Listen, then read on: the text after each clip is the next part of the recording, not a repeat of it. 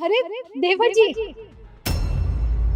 अरे मेरा लंगड़ा भाई यहाँ पर, ये जरूर मुझसे पैसे मांगने आया होगा। इसको ये यहाँ पर आए ना, इससे कह देना कि मैं मीटिंग के लिए बाहर गया हूँ, मैं घर पर हुई नहीं और मैं 1 महीने बाद आऊंगा। ठीक है, जरूर ये कहना। तो तुम कैसी बातें कर रहे हो, वो तुम्हारा भाई। आप देवर जी, आप यहाँ। जी भाभी, नमस्ते। नमस्ते। एक बार फोन कर दिया होता आने से पहले। भाभी कैसी बात कर रही हैं आप? ये घर कोई पराया थोड़ी ना है, मेरे बड़े भाई का घर है। मैं जब मन चाहेगा तब आ सकता हूँ यहाँ पे। फोन करने की क्या जरूरत है? वैसे बड़े भैया घर पे ही है ना? नहीं नहीं, वो घर पे नहीं है। उनको ना किसी इम्पोर्टेंट मीटिंग से बाहर जाना पड़ा, तो वो वहाँ गए हैं। क्या बाहर गए हैं? पर कल मेरी बात हुई थी उनसे, तो कह रहे थे कि वो घर पे ही रहेंगे 2-3 दिन। अब अचानक से बाहर चले गए, उनसे तो बहुत जरूरी काम था मुझे। वो क्या है ना, बिजनेस मीटिंग है, उसका पता नहीं चलता कब हो जाए कब ना हो जाए, इसलिए उनको जाना पड़ा। पर आप बोल रहे हैं आपको ज़रूरी काम है, तो आप मुझे बता दीजिए, मैं उनको बता दूंगी। भाभी जरूरी काम तो था, पर काम भैया से ही था, मैं आपको नहीं बता सकता। आप एक काम कीजिए ना, आप उनके पास फ़ोन लगाइए और उनसे कहना कि उनका छोटा भाई मिलने आया है। लगाइए। फोन कैसे लगाऊं? मैंने बताया ना, वो बिजनेस मीटिंग से गए हैं। अगर मैं फ़ोन करूंगी तो डिस्टर्ब हो जाएंगे, खामखा मुझे ही डांटेंगे। भाभी देखिए, आप मेरी बात नहीं समझ रही हैं, बहुत ज़रूरी काम है। आप एक बार फ़ोन लगा के तो देखिए, उनसे कहना उनका छोटा भाई आया है, वो मीटिंग छोड़ के यहाँ आ जाएंगे। बहुत ज़रूरी काम है भाभी, आप समझने की कोशिश कीजिए। मैं आपको नहीं बता सकता, भैया से ही ज़रूरी काम है। ठीक ठीक है, मैं करती हूँ फ़ोन।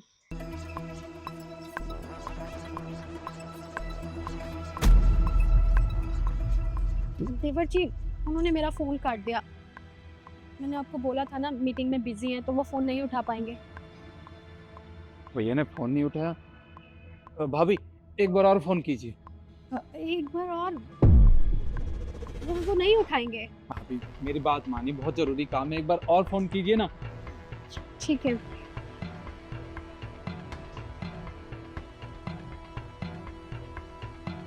कीजिए देवर जी। उन्होंने फिर काट दिया। और अगर मैं अब करूंगी ना, तो वो मुझे खामखा डांटेंगे। आप मुझे काम बता दीजिए ना, कोई दिक्कत नहीं है। भैया फ़ोन नहीं उठा रहे हैं, काम भी बहुत ज़रूरी है। अब ट्रेन की टिकट भी करवा ली है, अब वापस भी जाना है। अभी क्या करूं?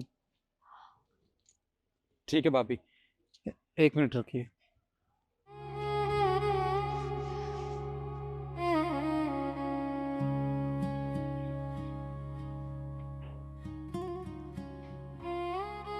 भाभी ये कुछ पैसे हैं, ये आप रखिए। तो भाभी क्या है ना, कल मेरी फ़ोन पे बात हुई थी भैया से।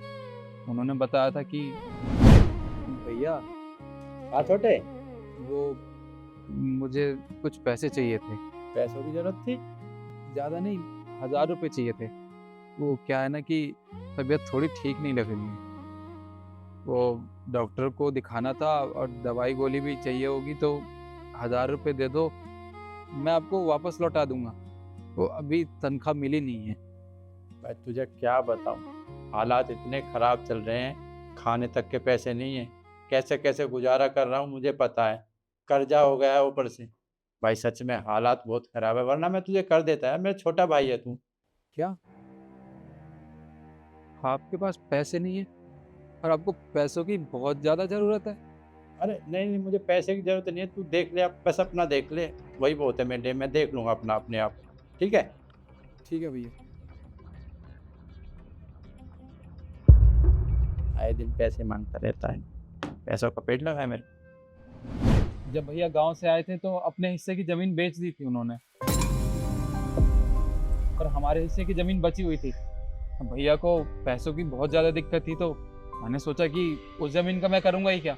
वैसे भी एक पैर मेरा ख़राब है, गांव में एक दुकान है, वहाँ पे काम करके गुजारा कर लेता हूँ अपना। 7-8 हज़ार मिल जाते हैं, गुजारा हो जाता है मेरा। और एक पैर तो मेरा ख़राब है, मैं इतने सारे पैसों का करूँगा ही क्या। शादी भी नहीं होगी मेरी, एक दिन दुनिया से ऐसे ही चला जाऊँगा। कम से कम अपने भैया के काम तो आऊँगा ना, तो इसलिए पैसे उनको दे देना आप। देवर जी, आप ऐसी बातें मत कीजिए। आप कहीं नहीं जाएंगे, आप बहुत अच्छे इंसान हैं और जिंदगी बहुत बड़ी है। आप कुछ ना कुछ जरूर करेंगे, अपने बारे में ऐसे मत बोलिए, अच्छा नहीं लगता। और आप गांव से आए हैं, बहुत थक गए होंगे, बाहर बहुत गर्मी है। आप अंदर आइए, मैं चाय नाश्ता बनाती हूँ, आप उसके बाद आराम से चले जाइएगा। नहीं नहीं भाभी, मैंने गांव वापस जाने की टिकट भी करवा ली थी साथ के साथ। अब वो ट्रेन आने वाली है, ट्रेन छूट जाएगी, फिर मैं चलता हूँ। नहीं तो वो दुकान वाला भैया ना, वो मुझे बात सुनाएगा खामखा। मैं चलता हूँ, ठीक है? अगली बार आऊँगा तो जरूर अगली बार आऊँगा तो चाय पानी पी के जरूर जाऊँगा, ठीक है? ठीक है देवर जी, लेकिन आप घर पहुँच के एक बार मुझे फोन कर देना कि आप आराम से घर पहुँच गए हैं, और अपना ख्याल रखिएगा। ठीक है भाभी, चलता हूँ, नमस्ते।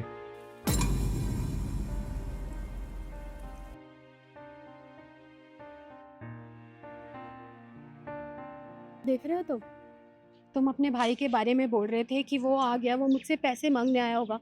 वो तुमसे पैसे मांगने नहीं आया था, वो तो तुम्हें पैसे देने आया था। और तुमने क्या किया? तुमने अपने भाई से झूठ बोला कि तुम्हारे पास घर में खाने तक के पैसे नहीं है। अरे उन्होंने 1000-2000 रुपए तो मांगे थे। क्या हो गया अगर तुम अपने भाई की मदद कर देते तो? तुम देख रहे हो उनका दिल।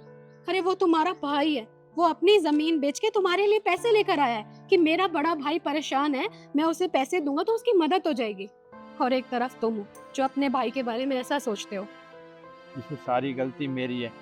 मैंने शहर में आके बड़ा घर तो बना लिया, लेकिन दिल दिल आज भी छोटा है।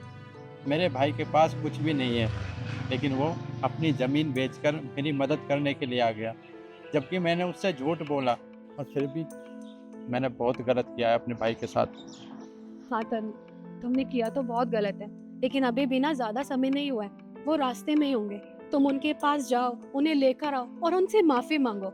और हाँ, ये पैसे पकड़ो और ये भी उन्हें दो, और उनकी जमीन उन्हें वापस दिलवाओ जो उन्होंने तुम्हारे लिए बेची थी। अब जल्दी जाओ, लेट मत करो। तुम बिल्कुल ठीक कह रही हो, अभी ज़्यादा दूर नहीं गया होगा, सोसाइटी में ही होगा। निखिल,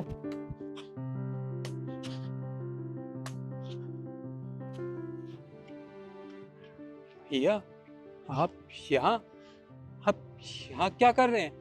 मैं घर पे गया था अभी, भाभी से बात हुई थी मेरी।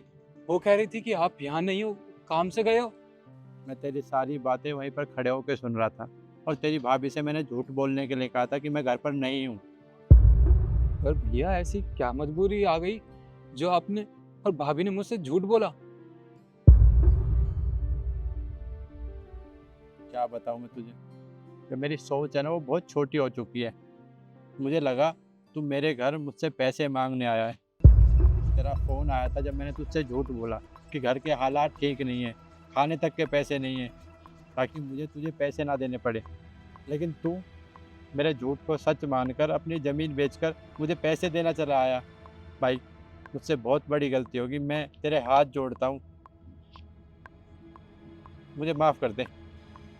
भैया, ये आपने क्या किया?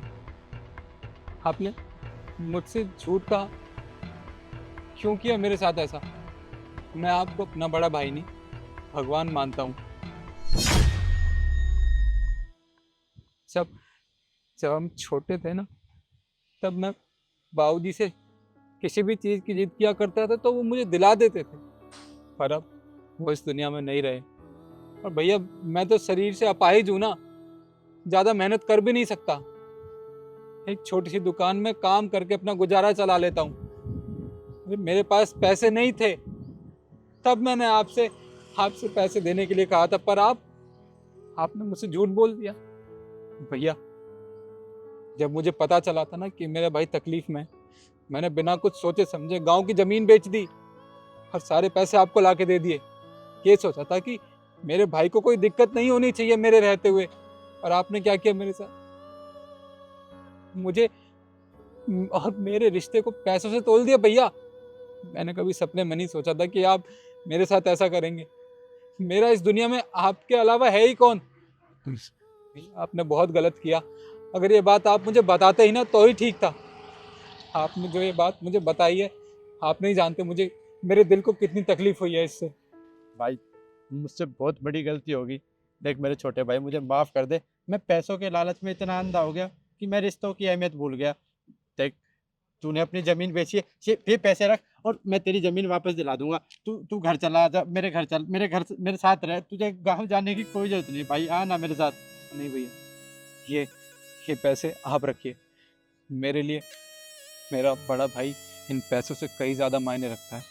इन पैसों की कोई औकात नहीं है आपके सामने। मुझे ये पैसे नहीं चाहिए। ये पैसे मैं आपकी मदद करने के लिए लाया था। देखिए, बात रही घर जाने की, तो मैं वहाँ नहीं जा सकता। मैं वापस गांव जा रहा हूँ। वहाँ अकेला रहता था और लगता है आज के बाद भी अकेला ही रहना पड़ेगा। पर हाँ भैया, मैं आपको एक बात बता दूँ, अगर आगे भी आपको किसी चीज़ की ज़रूरत हो ना, तो अपने इस छोटे भाई को याद कर लेना। ये आपके साथ हमेशा खड़ा रहेगा। मैं चलता हूँ भैया। छोटे, मेरी बात तो सुन। छोटे, मेरे से गलती होगी भाई बहुत बड़ी। अरे भाई आजा वापस।